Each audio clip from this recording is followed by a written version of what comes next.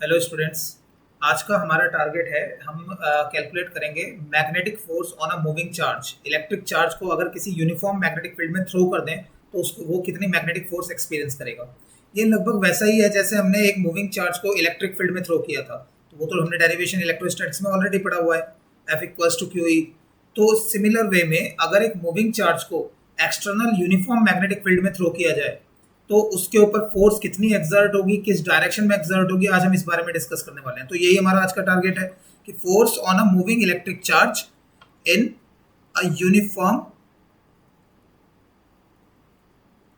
और in a uniform external magnetic field. You know it very well कि external magnetic field हो उसको represent कैसे किया जाता है। कोई भी मैग्नेटिक फील्ड है that is represented by capital B vector, it is a vector quantity. So अब हमने यहाँ पर करना क्या है एक्चुअली, एक इलेक्ट्रिक चार्ज लेना है, उसको अगर एक यूनिफॉर्म एक्सटर्नल मैग्नेटिक फील्ड में थ्रो किया तो उसके ऊपर कितना फोर्स एक्सर्ट होगा और वो फोर्स जो है किन फैक्ट्स पे डिपेंड करता है, उसकी डायरेक्शन क्या होगी। तो सबसे पहले एक नॉर्मल सा external uniform electric field draw कर लेते हैं, that is being represented here by simple yellow lines.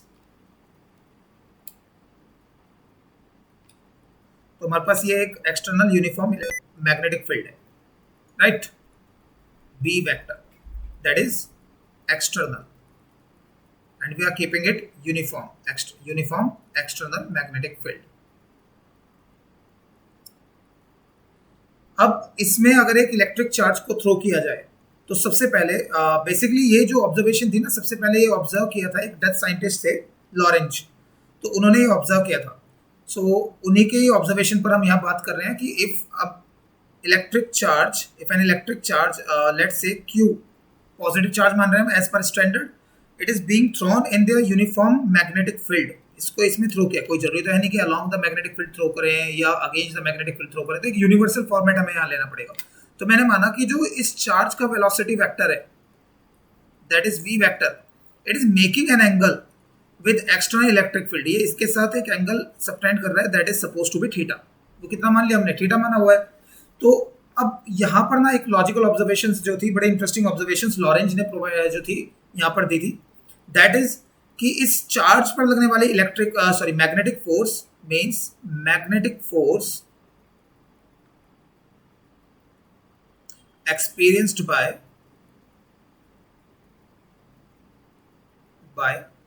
The test charge. इसको भी हम नॉर्मली क्या बोल रहे हैं, टेस्ट चार्ज, यानी कि जिसको हम यहाँ पर टेस्ट कर रहे हैं कि वो कितनी फोर्स एक्सपीरियंस कर रहा है। बोर्ड में कई बार ना टेस्ट चार्ज के नाम से भी इसको बुला दिया जाता है, तो do not get confused in that.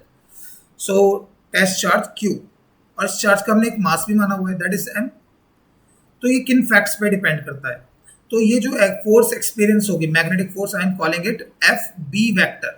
Choice आपकी, आप खाली एफ वेक्टर भी रिप्रेजेंट कर सकते हो, एफ सबस्क्रिप्ट में कैपिटल बी वेक्टर भी ऐसे भी लिख सकते हो। सो एफ बी वेक्टर मैंने इसको बोल दिया, एफ एम वेक्टर भी बोल सकते हो। In many books it is written as F M vector. Magnetic electric force के लिए एफ ई वेक्टर सबस्क्रिप्ट में स्मॉल ई लिख देते हैं। So magnetic force F M vector जो चार्ज पार्टिकल एक्सपीरियंस करेगा अकॉर्डिंग टू लॉरेंज, ये magnetic force directly proportional होती है मैग्नीट्यूड ऑफ चार्ज के, यानी कि जितना स्ट्रॉन्गर चार्ज होगा उस पर एक्सर्ट होने वाली मैग्नेटिक फोर्स भी उतनी ही ज्यादा होगी। इसका कारण समझो, रीजन इसके पीछे क्या है।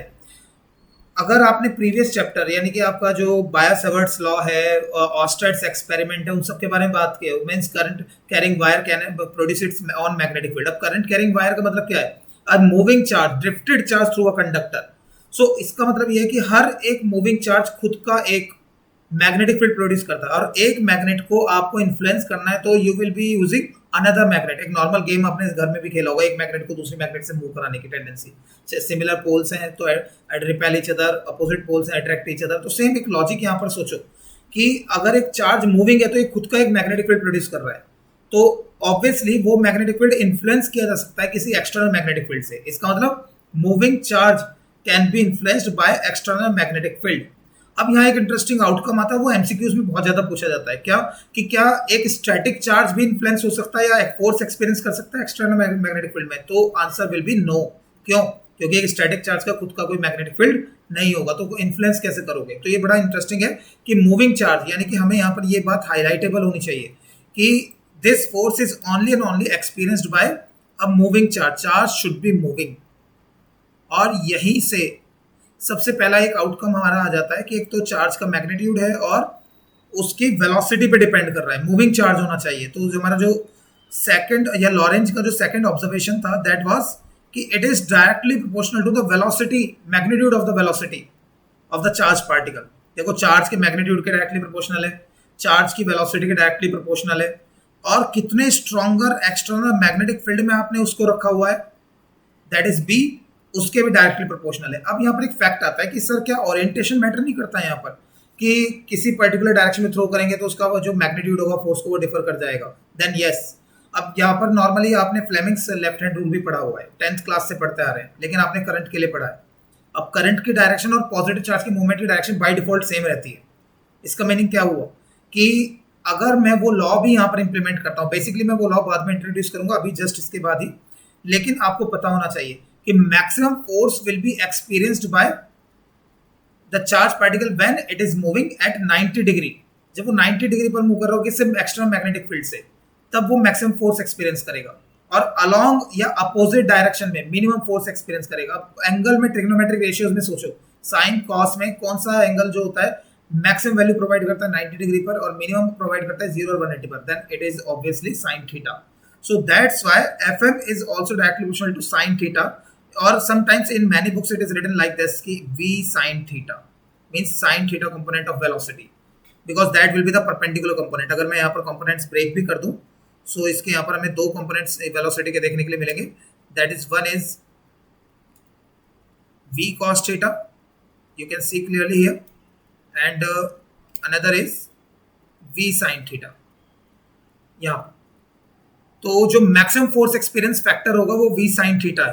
तो अगर मैं इन सारे जो आपके फैक्टर्स अफेक्टिंग आए हैं इनको यहाँ पर कंबाइन करता हूँ, so after combining all these components, so magnetic force experienced by a moving charge particle और test particle is QVB sin theta. And I would like to highlight this particular thing sine theta, ये आपको आगे एक basic vector form को develop करने में बहुत help करने वाला है, so it is going to be very important. अब इक्वालिटी में कन्वर्ट करने के लिए ऑब्वियसली हमें कांस्टेंट चाहिए, प्रोपोर्शनलिटी को इक्वालिटी में कन्वर्ट करने के लिए that is a K constant which is found to be unit one value, so F equals to K QVB sin theta, और we can say F equals to since K is 1 here, so QVB sin theta. So ये, या फिर इसको हमने FM बोल रहे थे FM ही बोले रखते हैं। सो हमारे पास यहाँ पर एक नॉर्मल आउटकम आ जाता है, this force is called magnetic Lorentz force on a moving charge particle, क्योंकि लॉरेंज फोर्स यहाँ पर मैग्नेटिक फील्ड की वजह से है, वरना otherwise Lorentz force electric field की वजह से भी हो सकता है, that is electric Lorentz force. Yes, Lorentz force में दोनों ही इंक्लूड किए जाते हैं, magnetic as well as the electric, क्योंकि दोनों ही फोर्सेज जो है किस पर एक्ट करें, मूविंग टेस्ट पार्टिकल या चार्ज पार्टिकल पर, जो कि external electric field as well as external magnetic field में थ्रो किया गया है। सो यहाँ से हम जो है डिफाइन भी कर सकते हैं, आप 1 टेस्ला को डिफाइन कर सकते हो, यहाँ से 1 कूलम को डिफाइन कर सकते हो यहाँ से इस डेटा के हिसाब से। If I focus on this particular formula that F equals to QVB sin theta, so technically अगर मैं यहाँ से B की वैल्यू निकालूँ for theta 90 when the particle is projected perpendicularly to the magnetic field, so B equals to FM upon QV। इसका meaning क्या हुआ यहाँ पर कि F पार्टिकल के ऊपर एक्सर्ट होने वाली मैग्नेटिक फोर्स 1 न्यूटन हो, कब, जब उस चार्ज पार्टिकल का मैग्नीट्यूड 1 कूलम का हो और उसकी वेलोसिटी 1 मीटर पर सेकेंड हो। तो उस मोमेंट पर जितना जो एक्सटर्नल मैग्नेटिक फील्ड हमने वहां पर अप्लाई किया था उसके मैग्नीट्यूड मस्ट भी कितना होना चाहिए, 1 टेस्ला, एंड वाइस वर्सा आप 1 न्यूटन को डिफाइन कर सकते हो कि अगर 1 टेस्ला के एक्सटर्नल यूनिफॉर्म मैग्नेटिक फील्ड में एक 1 कूलम के चार्ज पार्टिकल को परपेंडिकुलरली 1 मीटर पर सेकंड से थ्रो किया जाए, तो उस मोमेंट पर उस पर जो फोर्स एक्सपीरियंस होगी, उस चार्ज पार्टिकल को जो फोर्स एक्सपीरियंस होगी वो 1 न्यूटन मैग्नीट्यूड की होगी। तो ये तो बहुत सारी डेफिनेशंस यहाँ से बनाई जा सकती हैं।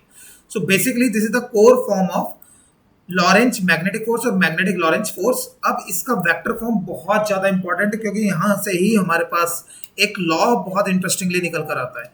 सो we will be paying more attention on this particular thing, क्या कि अगर मैं यहाँ पर इसे वेक्टर फॉर्म में लिखने की कोशिश करूं, like F vector equals to, so Q is a scalar quantity, Q velocity is a vector quantity, magnetic field is a vector quantity, और साइन थीटा है।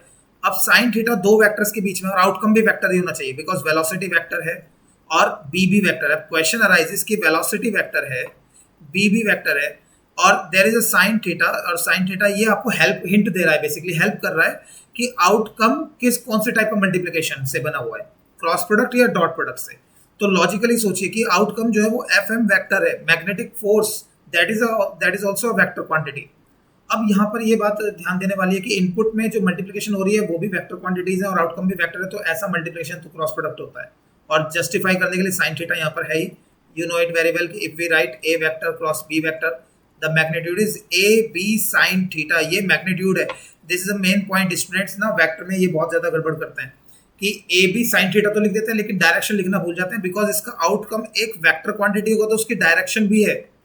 So this is only telling you the magnitude, direction क्या होगा तो याद है, तो mutually perpendicular to that plane in which A vector and B vector are lying mutually, और वो प्लेन जिसमें ए और बी लाई कर रहे हैं म्यूचुअली, उस प्लेन के परपेंडिकुलर जो उनका क्रॉस प्रोडक्ट है उसकी डायरेक्शन होती है। So which is represented by n cap, यहाँ पर तो यूनिवर्सली एन कैप बोल रहे हैं, यहाँ पर उस प्लेन के परपेंडिकुलर। तो वी वेक्टर और बी वेक्टर का क्रॉस प्रोडक्ट होगा, ये बात ठीक है, और एफ वेक्टर उस प्लेन के परपेंडिकुलर होगा डायरेक्शन में जिसमें वी वेक्टर और बी वेक्टर म्यूचुअली लाई कर रहे हैं।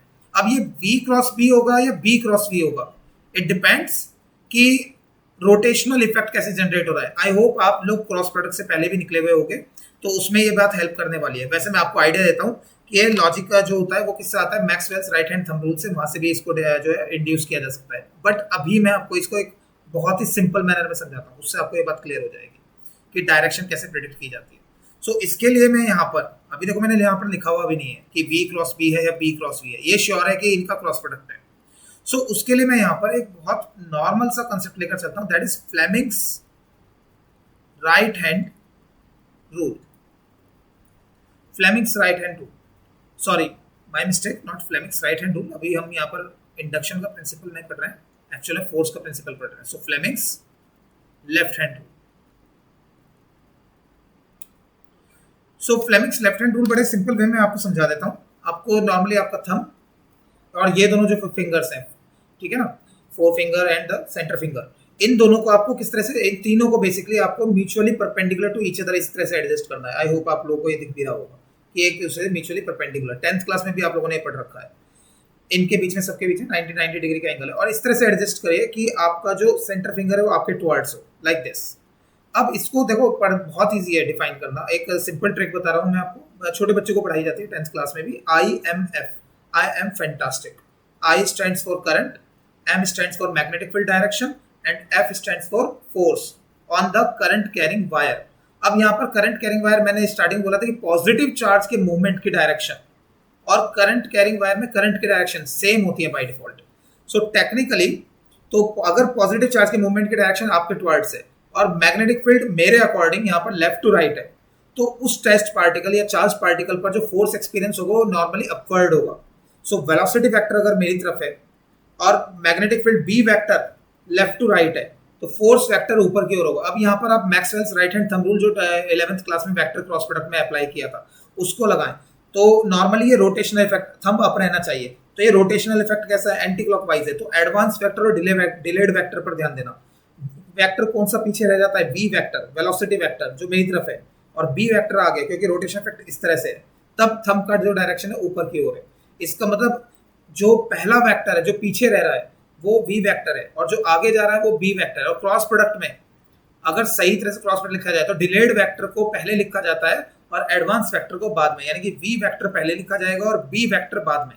तो ये एक तीर दो शिकार वाली बात हो जाती है, basically one bullet two targets का कांसेप्ट यहाँ पर लेकर चल रहे हैं। Fleming's left hand rule clear हो रहा है, एज वेल एज आपको ये भी पता लग रहा है कि वी क्रॉस बी होगा या बी क्रॉस वी होगा।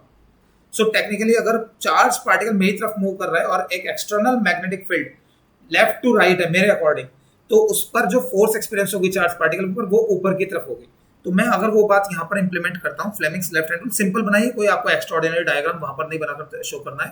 सो कीप इट सिंपल कि अगर 3D में हम यहाँ पर बात कर रहे हैं कि if this white line is representing the external uniform magnetic field B vector and अगर यहाँ पर आपका जो वेलोसिटी वेक्टर है 3D में मैं इसको ड्रॉ कर रहा हूँ, ध्यान रहे ये एक 3D डायग्राम है, ऑब्वियसली 2D सरफेस पर 3D ड्रॉ नहीं किया जा सकता, तो इल्यूजन ऑफ आई यूज कर रहे हैं, लाइक आप 11th क्लास में यूज किया करते थे, एक क्यूब ड्रॉ करते हैं जैसे। तो ये वेलोसिटी वेक्टर है v वेक्टर, और ये दोनों के बीच का जो एंगल है this is actually 90 degree, this is 90, और इन इस प्लेन के म्यूचुअली परपेंडिकुलर जो होगा वो होगा फोर्स वेक्टर। अभी देखो मैंने जो अपना हैंड जेस्चर था उसी को यहाँ पर एडजस्ट किया हुआ है, that is F vector. All these angles are technically 90, ये सारे एंगल्स 90 है, 90 90 एंड 90 इन 3D, राइट। सो यहाँ पर हमें देखो रोटेशनल इफेक्ट जो है, रोटेशन इफेक्ट का मतलब यहाँ पर एक्चुअल में कोई कुछ चीज घूम नहीं रही है, Maxwell right hand thumb rule के हिसाब से, तो उसके according velocity vector delayed vector है, बी वेक्टर एडवांस वेक्टर है, तो उस कंडीशन में it will be written as, अगर पॉजिटिव फोर्स डायरेक्शन है यानी कि upward, so v vector cross b vector लिखा जाएगा, ना कि b क्रॉस v। अगर b क्रॉस v लिखा तो माइनस एफ एम नीचे की ओर इसका इफेक्ट होगा। सो दैट्स वाई कि आप जो आपका फ्लेमिंग्स लेफ्ट हैंड रूल भी यहाँ पर क्लियर हो जाता है कि फोर्स किस डायरेक्शन में होगी। आपको देखो एक बात मैं आपको बता देता हूँ कि फ्लेमिंग्स लेफ्ट हैंड रूल को अप्लाई करने का तरीका बहुत सिंपल सा है, जरूरी नहीं है कि आपको हर बार आपके जो हैंड जेस्चर है उसी के अकॉर्डिंग रिजेंबलेंस में आपको पिक्चर जो है डायग्राम एग्जाम में गिवन हो। तो आपको अपना जो हैंड जेस्चर है उसको अरेंज करना है गिवन सिचुएशन के अकॉर्डिंग। तो कैसे अरेंज करोगे? You are allowed to move your wrist, you are allowed to move your elbow, this one, and you are allowed to move your shoulder, ये सब अलाउड है, लेकिन you can not change the orientation between the fingers, ये नहीं change हो सकता। इसको ऐसे टर्न कर सकते हो, ऐसे टर्न कर सकते हो, ऐसे पूरा सिचुएशन हाथ पैर घुमाकर कर सकते हो, that is going to be funny, but it's all about कि आप उसको सही तरह से एडजस्ट करते नहीं करते। मैं यहाँ पर कुछ एग्जांपल्स भी आप शो करूंगा। So basically F M vector equals to Q into V vector cross B vector, ये हमने वेक्टर फॉर्म लिख लिया लॉरेंज मैग्नेटिक फोर्स का, this is the vector form. I hope आप लोगों को ये बहुत अच्छे से समझ में आ गया होगा। This is the vector form, और यहाँ पर हमने जो है फ्लेमिंग्स लेफ्ट हैंड रूल को भी बहुत अच्छे से जान लिया। सो अभी हमने जितनी बात की है कि एक जो चार्ज, मूविंग चार्ज पार्टिकल, अगर उसे किसी एक्सटर्नल मैग्नेटिक फील्ड में थ्रो किया जाए एक पर्टिकुलर एंगल थीटा पर, where theta is the angle between V vector and B vector. और ये बात मेंशन करना मत भूलिएगा जब भी आप इस फॉर्मूले को लिखेंगे, just please mention it where theta, what is theta there. Students basically velocity mention कर देते हैं, मैग्नेटिक फील्ड स्ट्रेंथ मेंशन कर देते हैं, लेकिन थीटा मेंशन करना भूल जाते हैं। So where theta is the angle between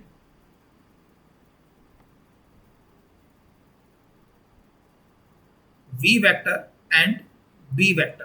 so maximum force, special cases, maximum force कब एक्सपीरियंस होगा? 90 डिग्री पर। मिनिमम फोर्स कब एक्सपीरियंस होगा? मिनिमम फोर्स तो जीरो ही हो जाएगा, थीटा 0 डिग्री और 180 डिग्री पर। So we can also write this thing, ये भी यहाँ पर लिख देना चाहिए वैसे तो, कि special cases, if I extend it further,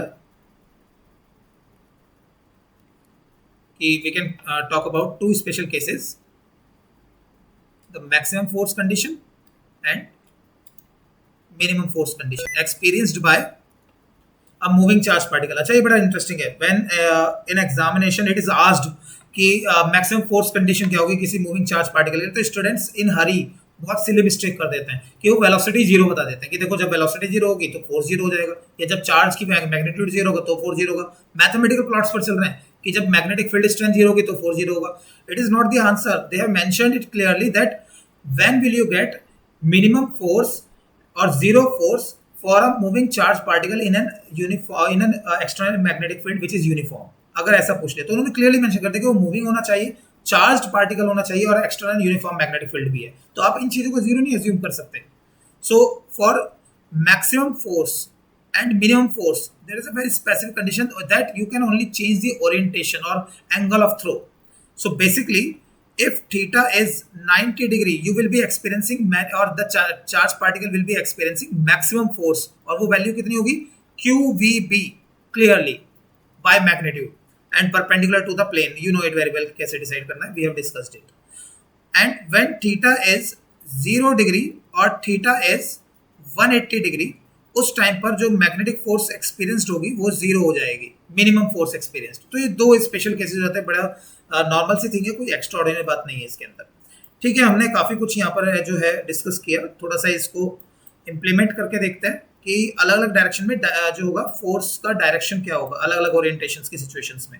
let's talk about this.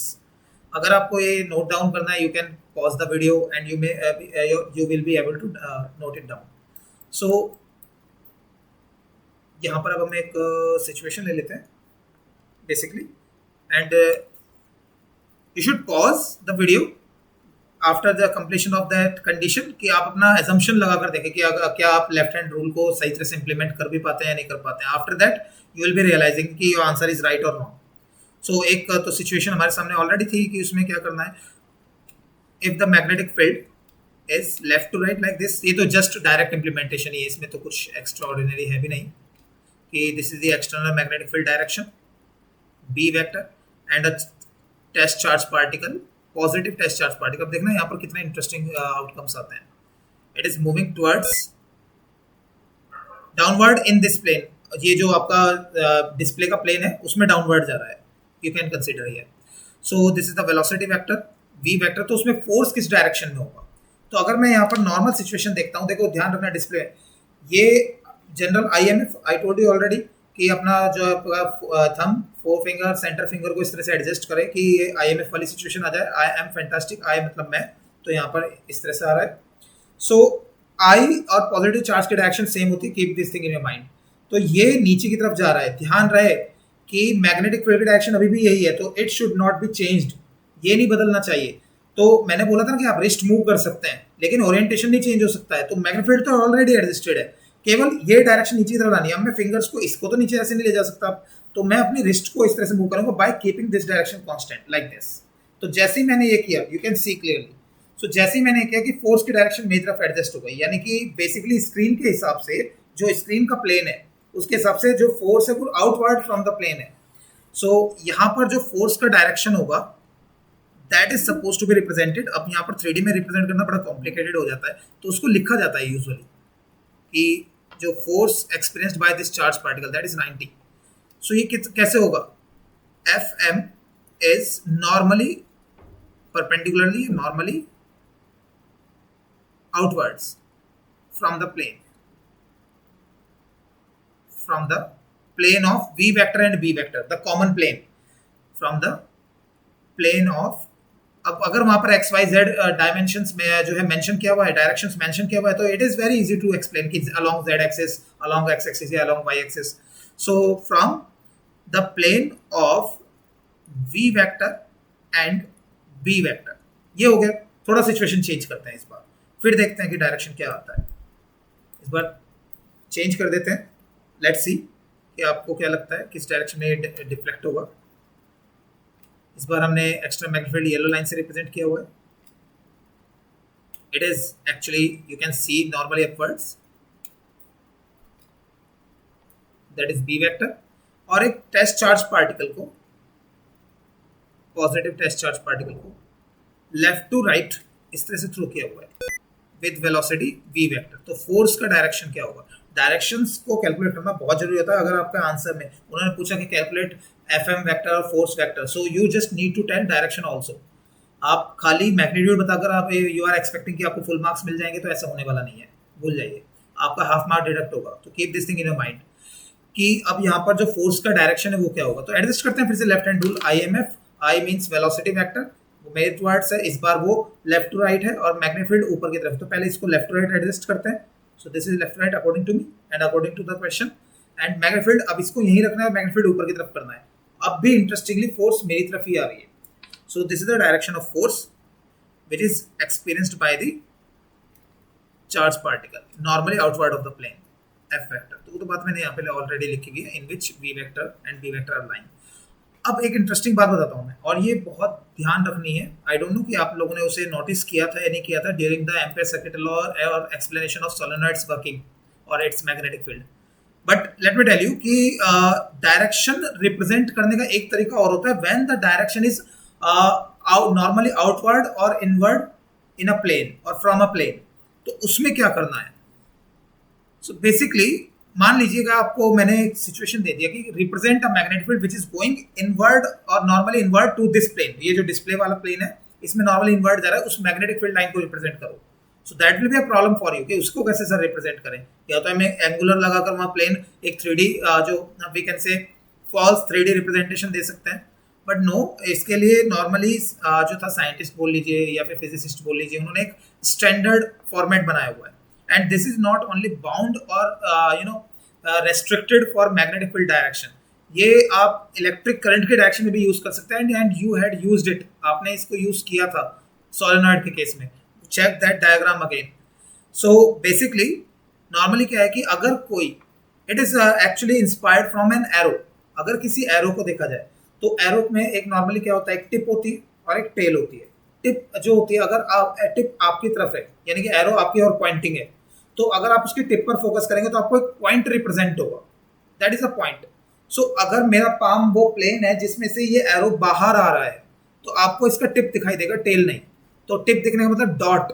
So if I represent something with the help of a dot like this, dot से रिप्रेजेंट किया हुआ है, तो इट मीन्स कि ये जिस फिजिकल क्वांटिटी की डायरेक्शन को रिप्रेजेंट कर रहा है उसकी डायरेक्शन इस प्लेन से नॉर्मली आउटवर्ड से।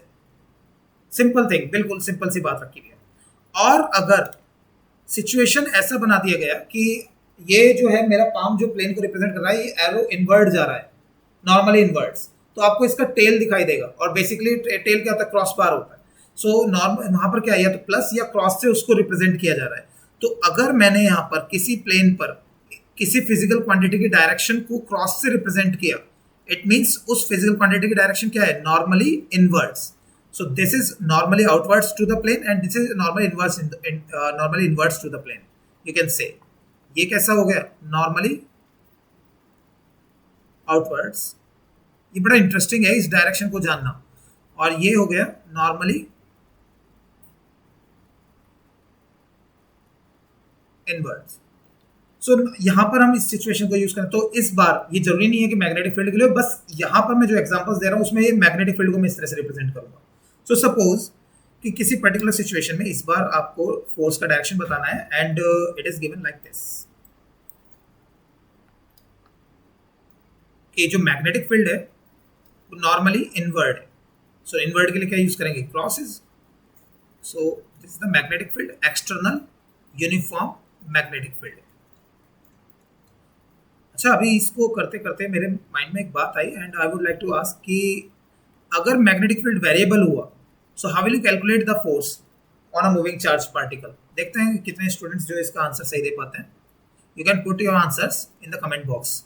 सो बेसिकली अब हमारे पास जो एक एक्सटर्नल यूनिफॉर्म मैग्नेटिक फील्ड है, ये आप नाउ यू कैन अंडरस्टैंड कि वो कैसा है।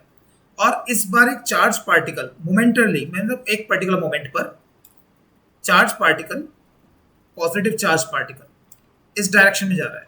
ये इसका वेलोसिटी वेक्टर हो गया of charge q, v vector. तो इस बार फोर्स का डायरेक्शन क्या होगा, सोचिए जरा इसको, इस बार फोर्स का डायरेक्शन क्या होगा। तो हम फिर से एडजस्ट करते हैं। तो ध्यान रखना, IMF, I am fantastic. So I stands for what, I stands for direction of electric current through the conductor या फिर direction of positive charge motion. So यहाँ पर positive charge motion left right according to my question और stream, और जो magnetic field है normally inwards है, तो ये तो इजीली एडजस्ट हो गया। तो फोर्स इस बार अलोंग द प्लेन, ऊपर की तरफ है, आउट ऑफ द प्लेन मत बोल देना, अलोंग द प्लेन, क्योंकि प्लेन के परपेंडिकुलर तो ऑलरेडी बी वेक्टर हो चुका है जो प्लेन आपका स्क्रीन का है। तो अलोंग द प्लेन अपवर्ड हो गया।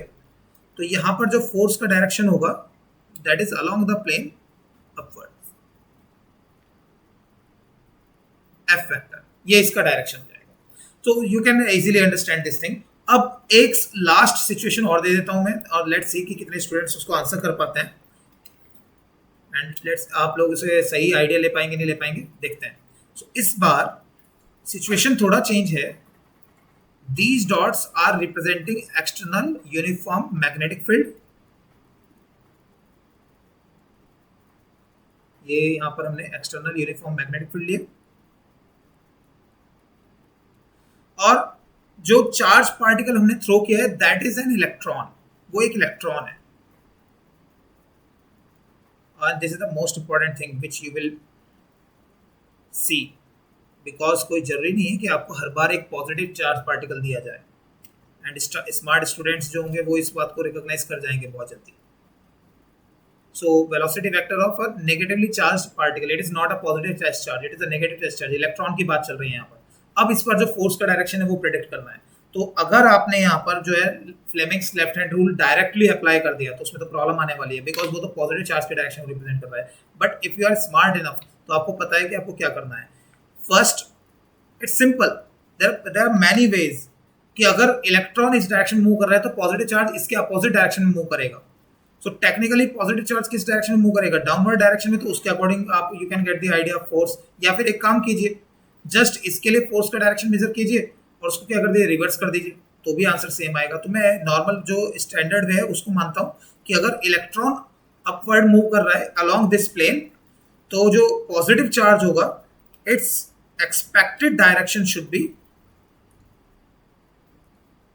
उसका जो एक्सपेक्टेड डायरेक्शन है वो इसका जस्ट रिवर्स होगा, यानी कि along the plane downward is the direction of positive charge. So technically वही डॉट का मतलब क्या होगा, नॉर्मली आउटवर्ड मैग्नेटिक फील्ड है. अब IMF लगा देते हैं, I stands for the direction of positive charge movement. तो यहाँ पर जो है आपके पास यहाँ क्या कहाँ आ गया, डाउनवर्ड, नीचे की तरफ आ रहा है. और जो मैग्नेटिक फील्ड है वो नॉर्मली कैसा है, आउटवर्ड है. तो अगर मैं नॉर्मली आउटवर्ड इस तरह से लेकर चलता हूँ, सो ये डाउनवर्ड है, नॉर्मली आउटवर्ड है, तो फोर्स किस साइड जा रहा है, मेरे लेफ्ट की side. So the electron will be experiencing a force in this direction, this one, F vector. So I hope ये तो बड़ा अच्छे क्लियर है. और इसका एक दूसरा लॉजिक भी लगा सकते हो कि आप इसको मान लीजिए इलेक्ट्रॉन की जगह पॉजिटिव चार्ज मान लेते हैं और उसके लिए फोर्स निकालिए और फिर फोर्स को रिवर्स कर दीजिए. सो इलेक्ट्रॉन जो था ऊपर की तरफ जा रहा था तो मैं इसमें पॉजिटिव चार्ज को ऊपर की तरफ मान लेता हूँ और मैग्नेटिक फील्ड नॉर्मली आउटवर्ड है तो नॉर्मली आउटवर्ड, और इलेक्ट्रॉन जो है वो ऊपर की तरफ जा, वो इलेक्ट्रॉन नहीं, पॉजिटिव चार्ज ऊपर की तरफ जा रहा है. तो पॉजिटिव चार्ज के लिए फोर्स आ रही है राइट साइड, तो इलेक्ट्रॉन के लिए फोर्स किस साइड होगी, लेफ्ट साइड, तब भी आंसर आपका सेम ही आएगा. सो ऐसा सिचुएशन भी दिया जा सकता है. आई होप आप लोगों को ये बात समझ में आ गई होगी. तो खैर हमने जो है लॉरेंज मैग्नेटिक फोर्स के बारे में काफ़ी बात कर ली है. अब एक सिचुएशन देखते हैं, that is going to be very important, कि अगर एक बहुत large uniform external magnetic field हो और उसके नॉर्मली एक पॉजिटिव चार्ज पार्टिकल को थ्रो कर दिया जाए, यानी कि वो चाहे किसी भी डायरेक्शन में डेविएट हो लेकिन वो स्टिल मैग्नेटिक फील्ड के अंदर ही है, तो उसका ओवरऑल ट्रेजेक्ट्री यानी कि उसका पाथ कैसा होगा. And it is going to be very important क्योंकि उसकी ट्रेजेक्ट्री का जो है हमें पाथ का नॉर्मली आउटकम में उसकी कुछ प्रॉपर्टीज को भी स्टडी करना पड़ेगा. सो लेट्स सी क्या होता है उसमें. एक बहुत लार्ज एरिया तक हम ये मान लेते हैं कि एक यूनिफॉर्म एक्सटर्नल मैग्नेटिक फील्ड है. So this is, now you can expect कि एक ऐसा मैग्नेटिक फील्ड है normally invert to the plane.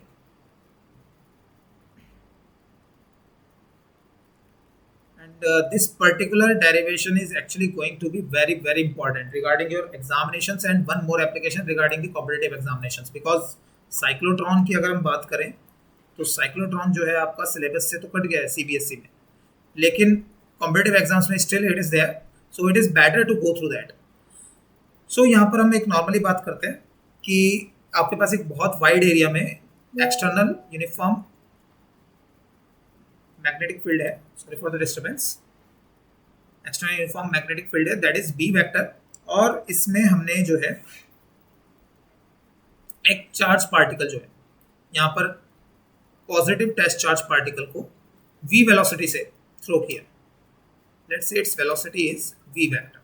सो सबसे पहले इस पर फोर्स का डायरेक्शन चेक करते हैं कि इसका फोर्स का डायरेक्शन क्या होगा. थोड़ा सा मैं इसको और लार्ज कर देता हूँ.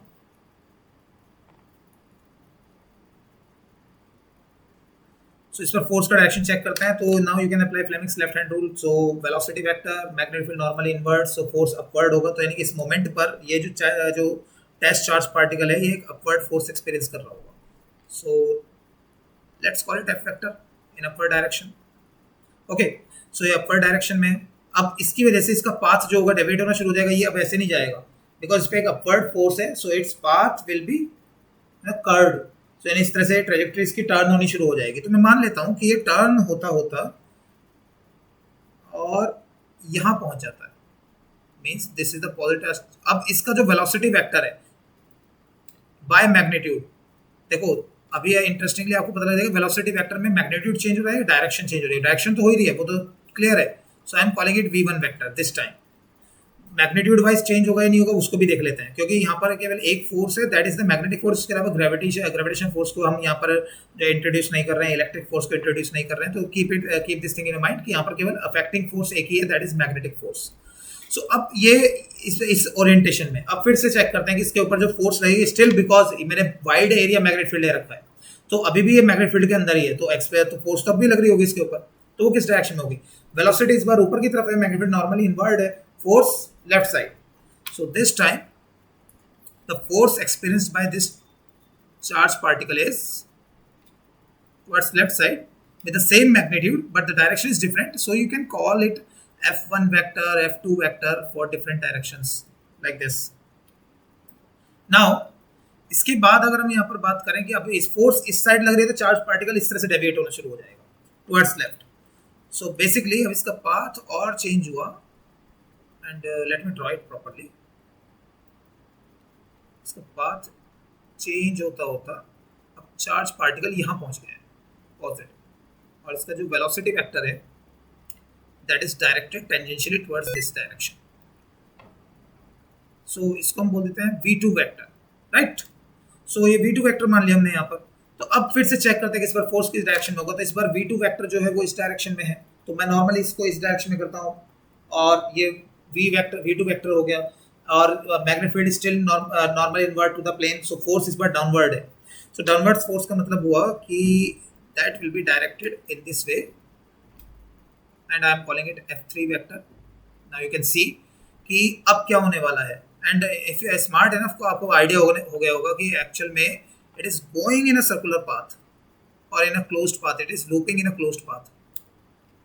सो अब जो चार्ज पार्टिकल है आपका यहाँ पर पहुँच गया है, तो इसका जो वेलोसिटी वेक्टर है that is being represented like this, इसको हम बोल देते हैं v3 वेक्टर। सो v3 वेक्टर ये हो गया। इस पर फोर्स इस बार क्या होगी? Now you are smart enough कि आपको पता है कि वो किस साइड होने वाला है, राइट साइड आना चाहिए। चेक कर लेते हैं कि ये डाउनवर्ड है, मैं फिर नॉर्मल इनवर्ड है, तो thumb you can see right side आ रहा है।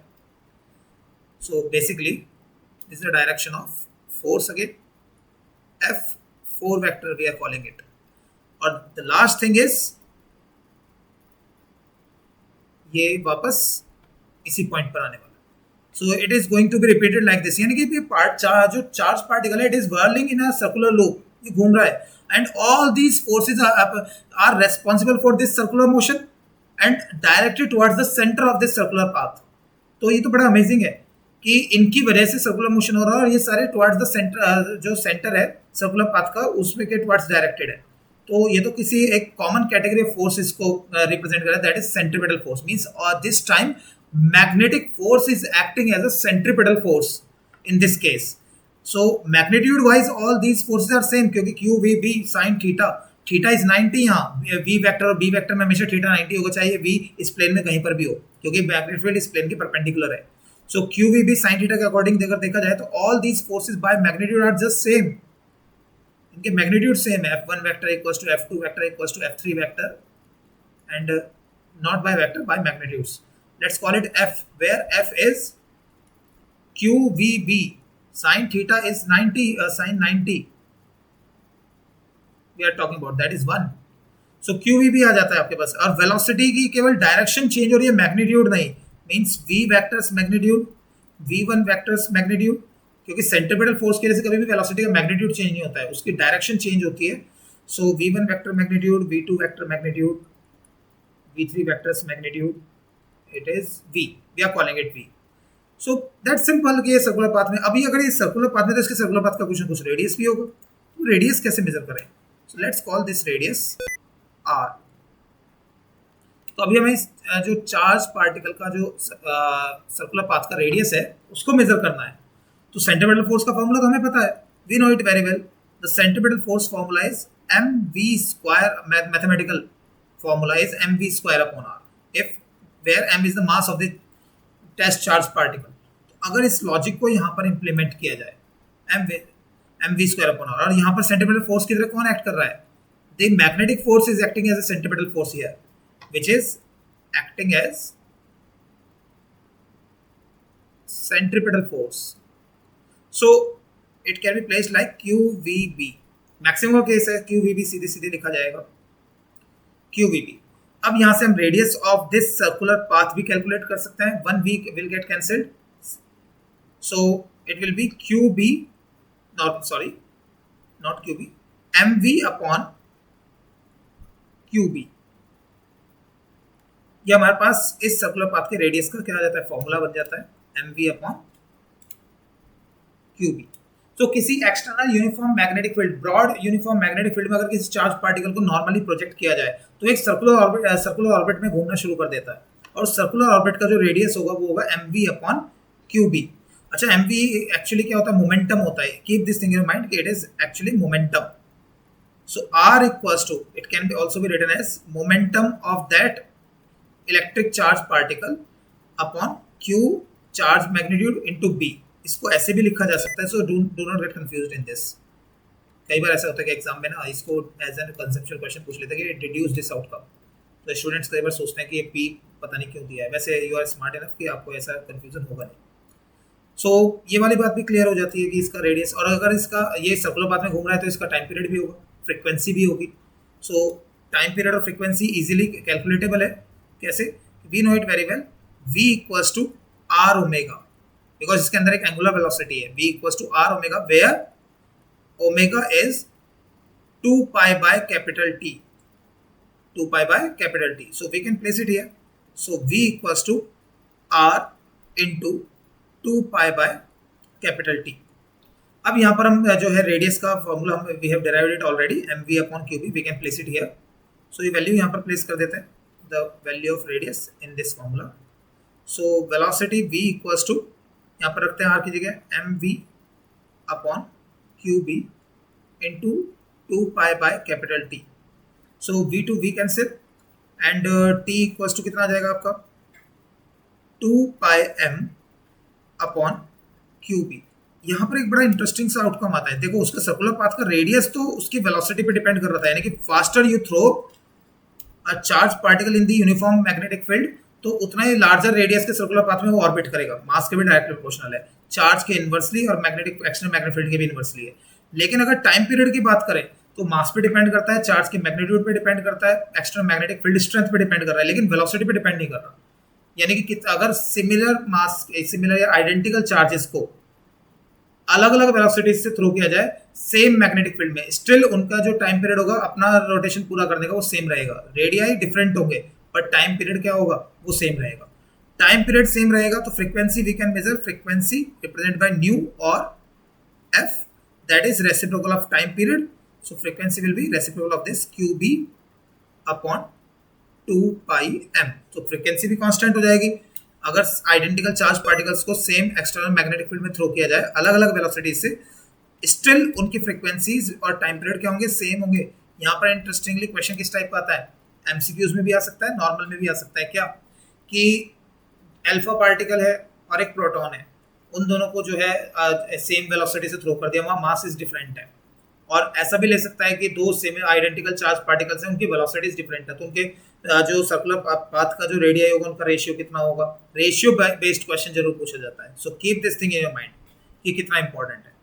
सो ऑल ओवर हमने काफी ज्यादा इनके मैग्नेटिक फील्ड वगैरह के बारे में बात किया है, जो इसका सर्कुलर पाथ है उसके बारे में बात कर लिया। इसमें ऐसे कुछ स्पेशल केस भी आता है, मैक्सिमम काइनेटिक एनर्जी कितनी होगी, we will be talking about this thing later, अभी नहीं। सो और उसकी लिमिटेशंस क्या होंगी। अभी जो है मेन पॉइंट, मेरा जो कंसर्निंग पॉइंट है वो ये है कि जरूरी नहीं है कि हम चार्ज पार्टिकल हमेशा normal to the magnetic field throw करें। व्हाट विल हैपन कि अगर चार्ज पार्टिकल नॉर्मल की जगह किसी एक पर्टिकुलर एंगल पर मैग्नेटिक फील्ड में थ्रो किया जाए, broad wide uniform magnetic field में, तब क्या होगा।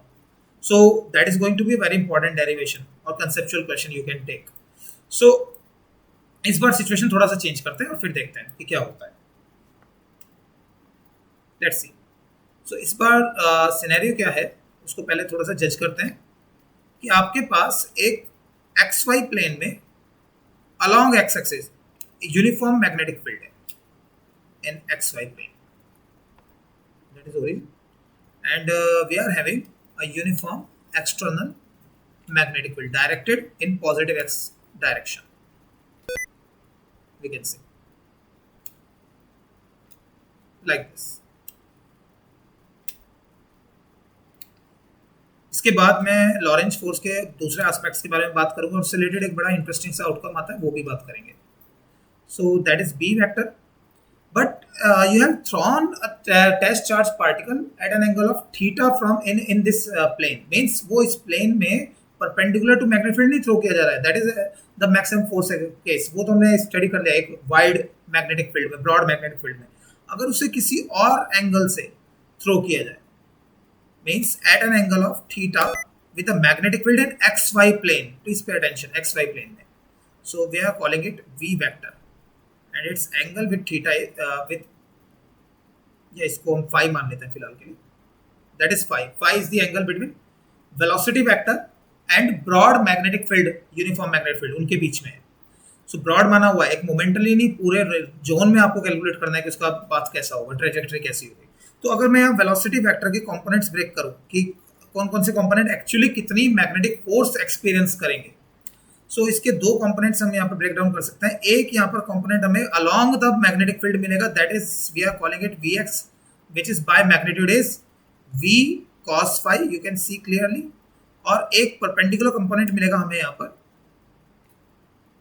That is v y vector, by magnitude it is v y equals to v sine phi. अब apparently you can see clearly यहाँ पर क्या हो रहा है कि जो वी साइन फाई है, it is actually normal to the external magnetic field. वो external uniform magnetic field के normal appear हो रहा है. So this component is going to be it is going to experience maximum magnetic force. And since the Vx component is along the magnetic field, along हो या opposite हो, so इसके लिए theta जो होगा VB sin थीटा, so इसके लिए जो थीटा होगा वो क्या होगा, 0 या 180. दैट्स वाई मैंने यहाँ एंगल जो है फाई अलग ले रखा है. ये फाई एंगल जो है प्रोजेक्शन एंगल है उसका. सो बेसिकली यहाँ पर ये वाला जो कंपोनेंट है, this component will have zero force, zero magnetic force. मैं इसे शॉर्ट फॉर्म में लिख रहा हूँ 0 FM. जबकि जो ये परपेंडिकुलर कंपोनेंट है इसके साथ ये एंगल 90 है, तो यहाँ पर इट विल एक्सपीरियंस और इट विल फेस और have maximum magnetic force Fm. तो यहाँ पर जो फोर्स एक्सपीरियंस होगी वो वी वाई साइन, जो वी साइन फाई कंपोनेंट है उसकी वजह से होगी, ना कि वी कॉस फाई की वजह से. तो अगर मैं यहाँ पर इसके रेडियस का, ध्यान सुनना मैं क्या बोल रहा हूँ, इसके अगर रेडियस का एक्सप्रेशन लिखता हूँ r equals to that we have derived already. So उसमें अगर आप यहाँ पर ध्यान दोगे तो रेडियस का फॉर्मूला था mv अपॉन क्यूबी. तो यहाँ v जो होगा वो वी वाई होगा, vx नहीं हो सकता. सो टेक्निकली तो यहाँ पर जो इसका सर्कुलर पाथ का रेडियस होगा, वो सर्कुलर पाथ होगा क्योंकि नॉर्मल अपीयर हो गया. वी वाई जो है वो कैसा है, वो नॉर्मल है. ये वी वाई कंपोनेंट नॉर्मल है बी के, तो वाइड परपेंडिकुलर मैग्नेटिक फील्ड में सर्कुलर पाथ होगा. लेकिन सर्कुलर पाथ इंटरेस्टिंगली शेप में कैसा होगा वो बहुत इंटरेस्टिंग है. तो यहाँ पर मैं इसको लिखूँ एम वी, तो वी की जगह लिखा जाएगा V Y upon Q B. Charge का जो मैग्नीट्यूड है वो हमने क्यू ही माना हुआ है अभी भी, that is the charge particle Q plus Q, basically mass of we can say of mass m. So r equals to mv sin phi, where phi is the angle of projection, upon qb. Formula तो easy है, इसको बनाना इसमें कोई extraordinary बात नहीं है. जो असली पॉइंट है वो है इसका पाथ कैसा होगा.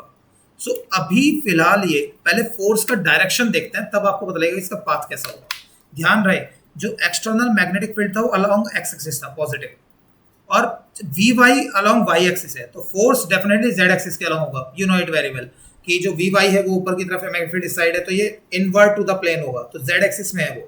अब चार्ज पार्टिकल ऊपर जा रहा था और फोर्स उस पर जेड एक्सिस में इनवर्ट टू द प्लेन ऐसे है, तो चार्ज पार्टिकल घूमकर ऐसे हो जाएगा. अब फोर्स डाउनवर्ड होगी, we know it very well, हमने अभी भी डिस्कस किया है. फिर यानी कि वो चार्ज पार्टिकल इस तरह से घूम रहा है. अब स्टूडेंट्स इसका आंसर लिख के आते हैं कि उसका पाथ कैसा होगा, तो स्टूडेंट्स आंसर लिख देते हैं सर्कुलर है, सही बात है. लेकिन आप एक चीज भूल गए हो, Vx की वजह से फोर्स जीरो है. इसका मतलब ये नहीं है कि Vx जीरो हो गया, केवल फोर्स उस पर लगने वाली जीरो है जिसकी वजह से Ax acceleration in x axis zero है. तो बॉडी एक्स एक्सिस में एक्सेलरेट नहीं हो रही है, तो इसका मतलब ये नहीं है कि बॉडी एक्स एक्सिस में चलेगी नहीं, उसके पास ऑलरेडी एक्स एक्सिस की वेलोसिटी है, that is Vx.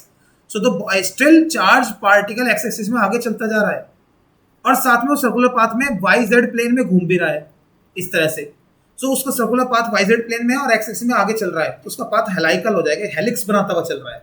So its path will be helical और its orbit will be helix in shape. So ये दिखने में कुछ ऐसा होगा चार्ज पार्टिकल का जो पाथ होगा, it will be like this, कि वो आगे भी जा रहा है, it will be like this. So आगे भी जा रहा है और जो है वो सर्कुलर ऑर्बिट में घूम भी रहा है। तो इसका जो रेडियस है ये बेसिकली जो सर्कुलर पाथ है वो वाई जेड प्लेन में है, और उसका जो फॉरवर्ड मूवमेंट है वो अलोंग एक्स एक्सिस है पॉजिटिव।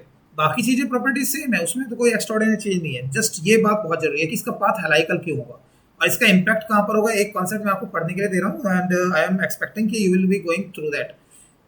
जो आपकी नॉर्थ पोलर लाइट्स होती हैं उनका जो बनने का लॉजिक है उसके बारे में, और हमारा अर्थ का जो मैग्नेटिक फील्ड है वो हमें सोलर स्टॉर्म से कैसे बचाता है उसके बारे में, उसमें इस चीज का क्या रोल है, you are going to study that thing.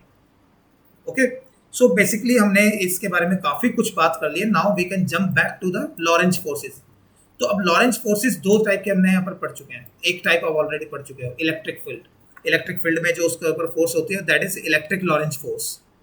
तो हम स्टडी कर चुके हैं already, so let's focus on that.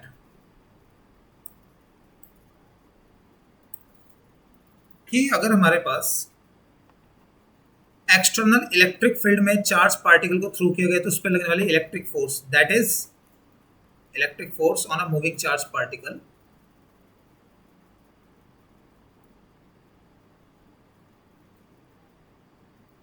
Moving charge particle और moving charge q, so that is F equals to QE और FE vector equals to QE vector positive charge के लिए, you know it very well, इसमें कोई extraordinary है। And second thing we are calling it Lorentz electric force,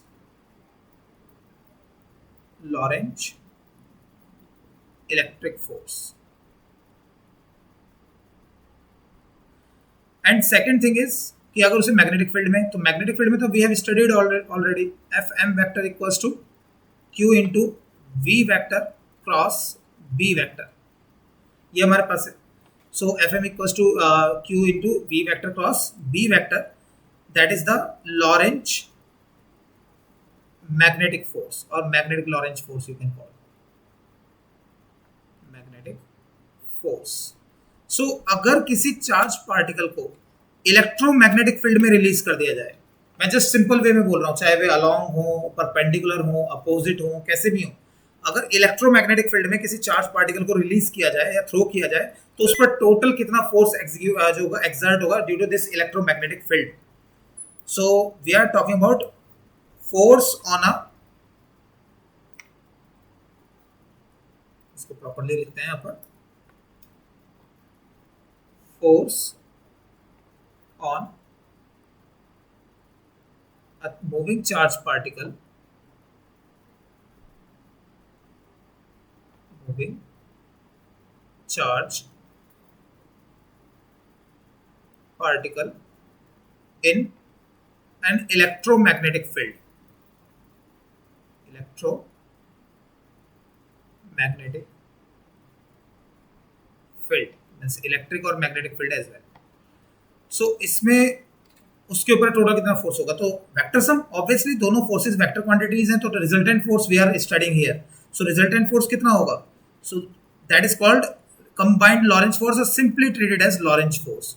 Lorentz force on a charge particle moving in a electromagnetic field. So F vector equals to FM vector plus FE vector, electric force और magnetic force का resultant और vector addition you can से। So F vector equals to, let's put the values Q, तो common ही आ जाएगा दोनों में से because QE and Q V vector cross B vector, so Q common and you can say V vector cross B vector, it's outcome cross product plus E vector and Q out, you can see clearly scalar.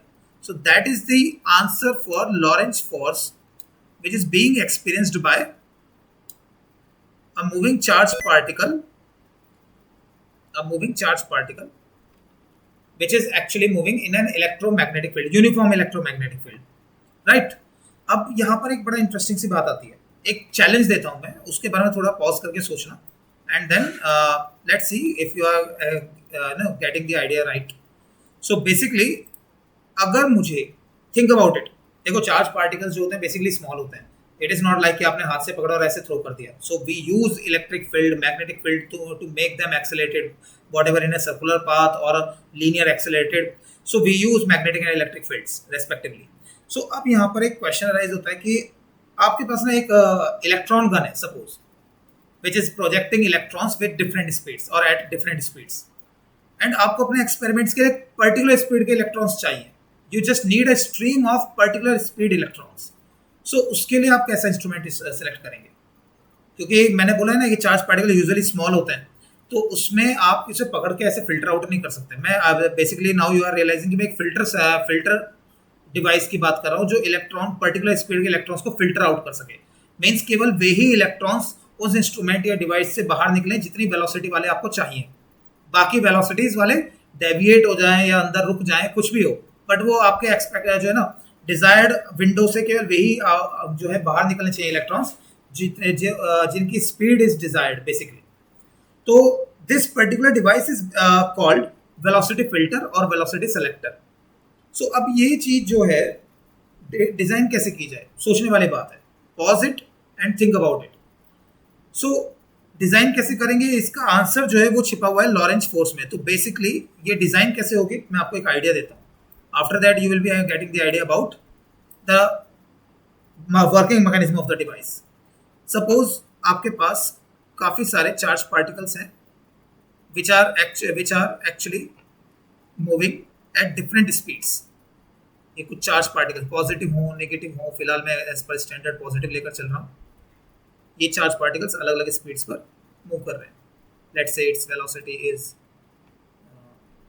v1 vector, by magnitude v1 you can say its velocity is v2, its velocity is v, its velocity is v3, its velocity is v4. इस तरह से अलग अलग velocities के आपके पास moving charge particles हैं. और आपके पास एक बॉक्स है and that box is basically is a kind of a filter device कि ये इसके अंदर अलाउ तो है जाने, लेकिन इसमें ऐसा क्या मैकेनिज्म तैयार करें कि इसकी जो आउटपुट विंडो है, this is the input window जहाँ से ये एंट्री लेंगे and this is the output window, कि इसके आउटपुट विंडो से एक डिजायर्ड स्पीड का ही चार्ज पार्टिकल बाहर निकले एंड वो डिजायर्ड वेलोसिटी सपोज v है, तो केवल v वेलोसिटी वाले चार्ज पार्टिकल की स्ट्रीम ही यहाँ से बाहर आनी चाहिए और कोई नहीं. यानी कि बाकी अंदर चाहे डेविएट हो जाए, रुक जाए, कुछ भी हो उनके साथ, लेकिन यहाँ से निकलनी चाहिए. तो आउटपुट में केवल एक डिजायर्ड स्पीड के ही चार्ज पार्टिकल्स बाहर आने चाहिए और ये इनपुट स्ट्रीम है. अलग अलग वेलोसिटी के चार्ज पार्टिकल यहाँ पर है. सो दिस पर्टिकुलर डिवाइस और instrument is called velocity filter और वेलोसिटी सेलेक्टर. अब ये बनेगा कैसे? तो इसका रास्ता छुपा हुआ है in this Lorentz force. Let me show you कि हमें चार्ज पार्टिकल पर किसी तरह से एक जो वेलोसिटी v है उस पर ऐसा होना चाहिए कि उस पर कोई फोर्स एक्सर्ट ना हो, वो अनडेविएटेड सीधा निकल जाए, और बाकी जो डिजायर्ड वेलोसिटी वाले नहीं है उनके ऊपर फोर्स लगे, इम्बैलेंस्ड फोर्स, जिसकी वजह से वो इधर उधर डेविएट हो जाए लेकिन इस विंडो से बाहर ना निकले. This is the basic theme. So ये होगा कैसे, मैं एक नॉर्मल सा आपको आइडिया देता हूँ, you will be realizing it. इसको कैसे अचीव करेंगे? तो एक नॉर्मल सा हम जोन डिफाइन कर लेते हैं. दिस पर्टिकुलर जोन,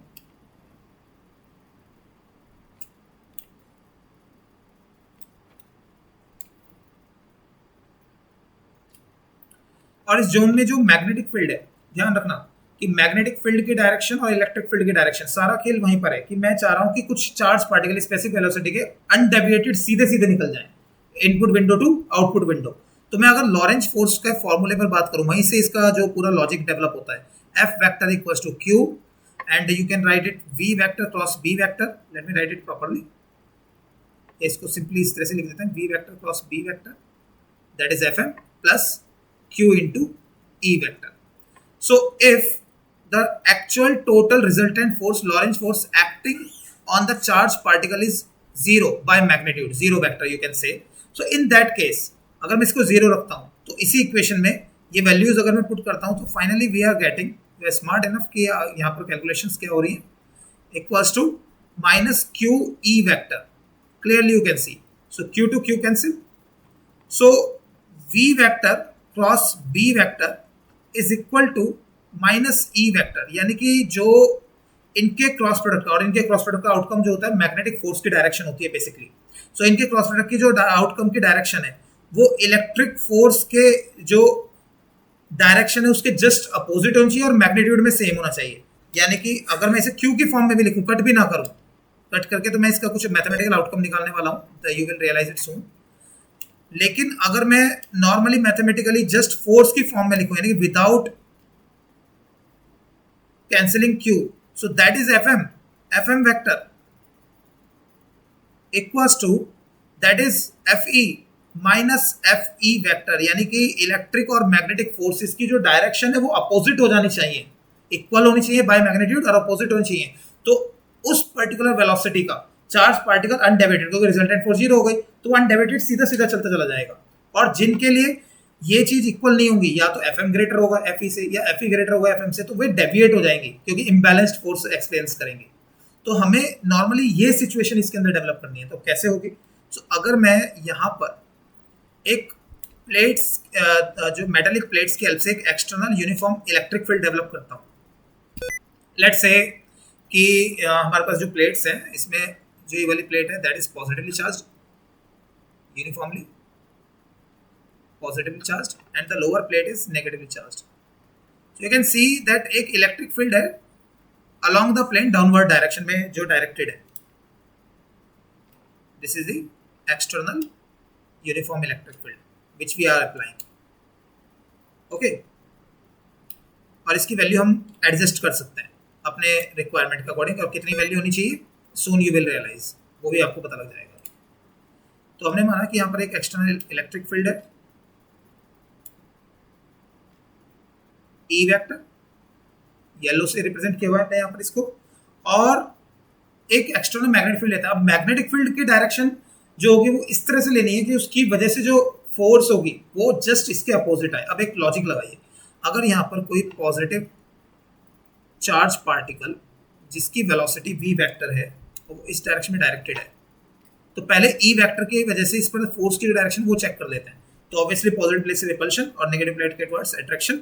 सो इस पर जो फोर्स एक्सर्ट होगी वो नॉर्मली डाउनवर्ड होगी, इस तरह से होगी, that is F E vector. मैं इसको थोड़ा सा डार्क कर देता हूं, this one.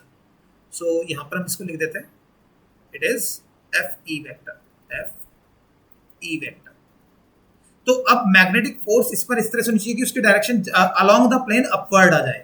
So along the plane upward. अब charge particle left hand rule लगा देते हैं, चार्ज पार्टिकल इस डायरेक्शन में जा रहा है पॉजिटिव, ठीक है ना, और फोर्स अपवर्ड आनी चाहिए तो magnetic field normally invert to the plane होना चाहिए. सो जो यूनिफॉर्म मैग्नेटिक फील्ड यहाँ पर हम अप्लाई करेंगे that should be normal invert. और normal invert you know it very well कैसे अप्लाई होगा. सो क्रॉस से इसको रिप्रेजेंट किया जाएगा. सो दीज ग्रीन क्रॉसेस जो है ये किनको रिप्रेजेंट कर रहे हैं? Uniform presence of uniform external magnetic field, यानी कि जो चार्ज पार्टिकल है एक्चुअल में इलेक्ट्रोमैग्नेटिक फील्ड में प्रोजेक्ट किया गया है. सो दैट इस चार्ज पार्टिकल पर जो मैग्नेटिक फोर्स होगी वो नॉर्मली अपवर्ड होगी इस तरह से, this one, that is magnetic force F M vector. So if Fm and Fe are equal and opposite, you can see clearly if Fm and Fe are equal and opposite, so they are going to experience, means the charge particle going to experience zero force, basically resultant force zero Lorentz force. So वो charge particle तो undeviated निकल जाएगा, so वो इस window से out जाएगा. और बाकी जो V1, V2, V3 होंगे वो कैसे हो जाएंगे? वे डेविएट होंगे, या तो उनके लिए Fm ग्रेटर होगा या Fe ग्रेटर होगा, तो या तो ऊपर की तरफ या नीचे की तरफ डेविएट हो जाएंगे. बट V ही क्यों ऐसा होगा और किस कंडीशन में होगा? ध्यान रहे मैंने बोला था कि E की वैल्यू को हम चेंज कर सकते हैं अपनी नीड के अकॉर्डिंग, या मैग्नेटिक फील्ड को हम चेंज कर सकते हैं अपने नीड के अकॉर्डिंग अगर हम इलेक्ट्रोमैग्नेटिक फील्ड अप्लाई करें. तो यहाँ पर हम उसको इसी सिनेरियो को यूज करते हैं, that V into B equals to E. Vector form में माइनस साइन है, इसी को मैं स्केलर फॉर्म में यूज करता हूँ. This side I am using it कि अगर V into B equals to E है, so V equals to क्या हो जाएगा? E upon B, even in vector form if you want to write it. So technically यहाँ पर जो हमारे पास आउटपुट आ रहा है ये बड़ा इंटरेस्टिंग सा है, बिकॉज ये कुछ एक्स्ट्राऑर्डिनरी डिटेल आपको यहाँ पर देता है, एंड दैट इज कि अगर आपको किसी पर्टिकुलर वेलोसिटी का चार्ज पार्टिकल फिल्टर आउट करना है अनडेविएटेड, तो उस पार्टिकल की वेलोसिटी ई और बी के रेशियो के इक्विवेलेंट होनी चाहिए, या इसको उल्टा बोलो, मान लो आपको वी वेलोसिटी का चार्ज पार्टिकल फिल्टर आउट करना है अनडेविएटेड, तो ई और बी का रेशियो, इनके मैग्नीट्यूड्स का रेशियो इतना एडजस्ट करो कि उनके रेशियो की वैल्यू वी के इक्विवेलेंट हो जाए। मींस फॉर एन एग्जांपल आपको 20, 30, 40, 10, 7 मीटर पर सेकंड के जो वेलोसिटीज चलते हुए चार्ज पार्टिकल्स हैं और आपको केवल 10 मीटर पर सेकंड का चाहिए। सो अगर v जो है आपके पास 10 मीटर पर सेकंड है, तो आप e की वैल्यू को इतना एडजस्ट करो या b की वैल्यू को इतना एडजस्ट करो कि e और b का रेशियो 10 आ जाए, सो दैट कि इसके लिए कंडीशन जस्टिफाई होगी। और इसका रिवर्स अगर हम देखें तो इसका मतलब fm और fe इक्वल एंड अपोजिट होंगे in this orientation. So resultant force experienced by this charge particle will be 0। तो 10 मीटर पर सेकंड वाला चार्ज पार्टिकल सीधा अनडेविएटेड निकल जाएगा। लेकिन व्हाट अबाउट 7 मीटर पर सेकंड, उसके लिए रेशियो सेम नहीं है। व्हाट अबाउट 20 मीटर पर सेकंड चार्ज पार्टिकल, उसके लिए भी रेशियो सेम नहीं है। तो वे क्या होंगे, उनके लिए या तो एफएम ग्रेटर है या एफई ग्रेटर है, तो वे डेविएट हो जाएंगे। तो वे इस इंस्ट्रूमेंट में अंदर वॉल से टकरा जाएंगे, विंडो और जो आउटपुट विंडो है उससे बाहर नहीं निकल पाएंगे। सो this is the basic working mechanism of velocity filter और वेलोसिटी सेलेक्टर, जो काफी सारे पार्टिकल एक्सेलरेटर डिवाइसेस वगैरह में इस्तेमाल किया जाता है जब आपको एक पर्टिकुलर वेलोसिटी का ही चार्ज पार्टिकल चाहिए होता है। सो आई होप आप लोगों का ये जो पूरा टोटल लेक्चर है about the Lorentz force, it's impact in real life, ये सारी बातें समझ में आ गई। नेक्स्ट लेक्चर में मैं 2 बातें करूंगा, the kinetic energy achieved by this charge particle in a uniform magnetic field circular motion के दौरान, रेजोनेटिंग कंडीशन क्या होती है वो, और साइक्लोट्रॉन की वर्किंग क्या होती है वो। So till then, thank you very much and have a nice day ahead. Bye bye.